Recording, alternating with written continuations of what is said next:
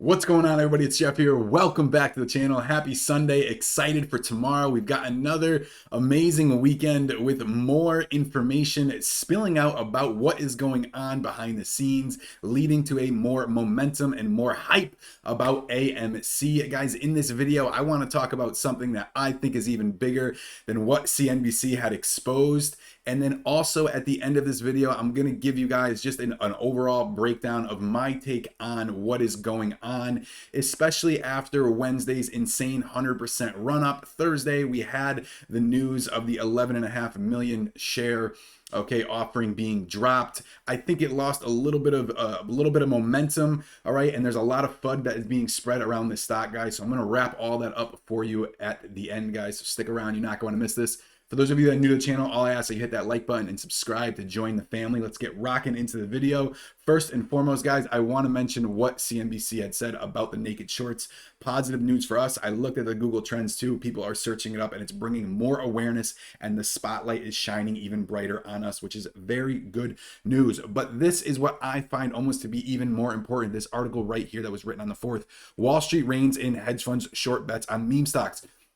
There were some articles being spread about really focusing on, for example, TD Ameritrade restricting margin or increasing margin requirements for people to buy, but they didn't really focus on what this article does. Okay, right here you see Goldman Sachs, Bank of America, Citigroup, Jefferies Financial Group, are just among firms that have adjusted their risk controls at prime brokerage operations.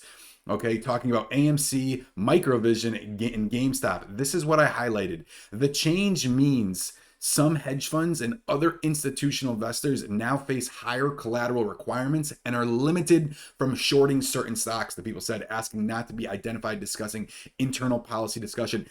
It doesn't mention retail investors. It doesn't mention, that you're going to have to increase your margin. It's not bringing fear. It literally is bringing you straight from the horse's mouth of exactly what the reason for this is. Until further notices, Jefferies Prime Brokerage will no longer offer their custody on naked options. This is what we've been waiting for. This is the start that's going to be happening.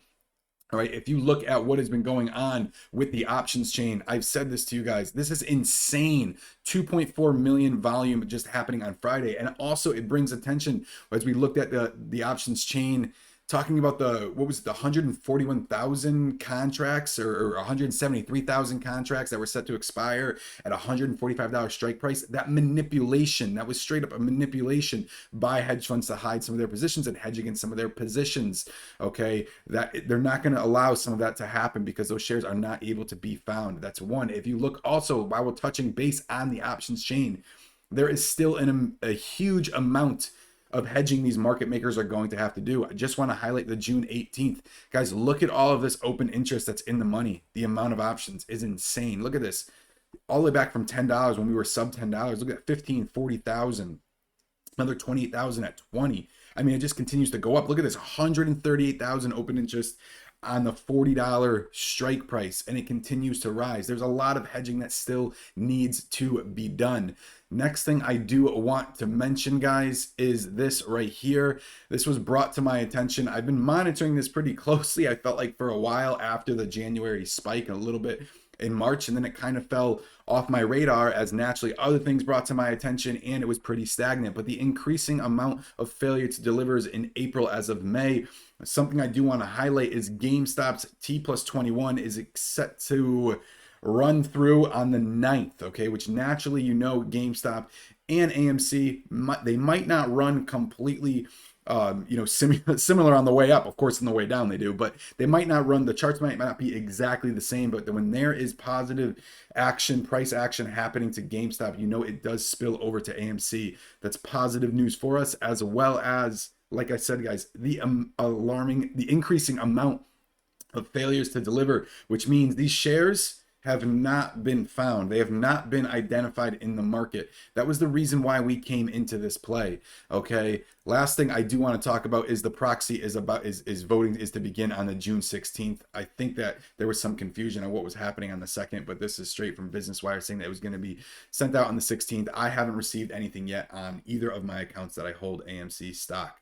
All right. So last thing I want to talk about, guys, and this is probably the most important. All right. I feel like, especially this past week, just after all of my experience of being in the market and everything that the media portrayed, they are hammering down on us, going balls to the walls, trying to basically say, get out of this play. And I feel like some people that got in at $10, $12, and are up 200, 300, 400%, even 500% from where they got in, are almost having some second doubts of, should I just get out of my position, take my money, and move on to another play? And let me kind of explain to you what has happened so far and what is going to continue to happen. So first of all, guys, these hedge funds, the 1%, the smart money, okay, whatever you want to call it, has abused the system for a long period of time and gone undisturbed. All right. Nobody brought this to their attention. You've got government officials that turned a blind eye. And here we come. All right. In November, December, January, really bringing the army together, exposing this manipulation. All right. This is the highest amount of exposure that they've ever gotten. There's been numerous SEC rule changes, okay, that have gone into effect because of their, manipulation, malpractice, whatever you want to call it. You know exactly what I'm talking about. We have officially gone into their arena, raised some chaos, raised some hell, and really gotten the fight going. And at this point, walking away, if you think you want to walk away and take your profits, let me tell you what's going to happen, guys. This price goes back down to single digits and they end up covering their positions for a gain, and all of the media attention gets exposed on how poor of a decision we were and everything that happened with retail. You can just imagine all the negativity that would harp on this, how we were wrong. You think that these guys, okay, are going to let that turn a blind eye? They're going to hammer us and make sure that we continue to get hammered even harder as a payback for what we almost did. So if you think to yourself, all right, I'm up 200, 300, 400%, I'm going to pull my position and move on to another play. Okay, let me tell you, if this army, this rally doesn't continue, doesn't really see to the end, then just go invest in an index fund or go invest in another market, because we're going to get crushed. Okay, we've literally, think about that. Think about what I'm saying, guys. We've gone into the octagon. We've put up a fight about somebody that has been huge. There's, David versus Goliath, whatever metaphor you want to use. There's been nothing fought against it. When we go into this octagon, we go into the ring, okay, we go into their arena, whatever you want to call it. We put up a huge fight. We smack them around a little bit. We literally start pointing fingers, shining a spotlight on what they're doing, getting media exposure. All right, we've gone so far in the last 5 months. If this gets to where they win because we end up giving up, don't think that we're not going to get smacked around for years to come after what just happened. So think about that when you think about, okay, should I sell now? Should I not sell now? Inevitably, guys, I'm not going to tell you what to do. The only thing I've ever told you what to do on this channel was get off Robinhood. Okay, you got to do you, and whatever your financial obligations, responsibilities, whatever it is that you need to do. But just think about this. This is not just about AMC, this one play. This is about, I'm 30 years old. This is about the rest of my investing career in the market. All right. I've watched manipulations happen to numerous different stocks that I look back on and I was like, oh my God, I was so young and stupid and I didn't even see what the hell was happening. And they literally took tens of thousands of dollars from me. Yes, I've had many plays that I've been able to recover, I've gained on and so forth.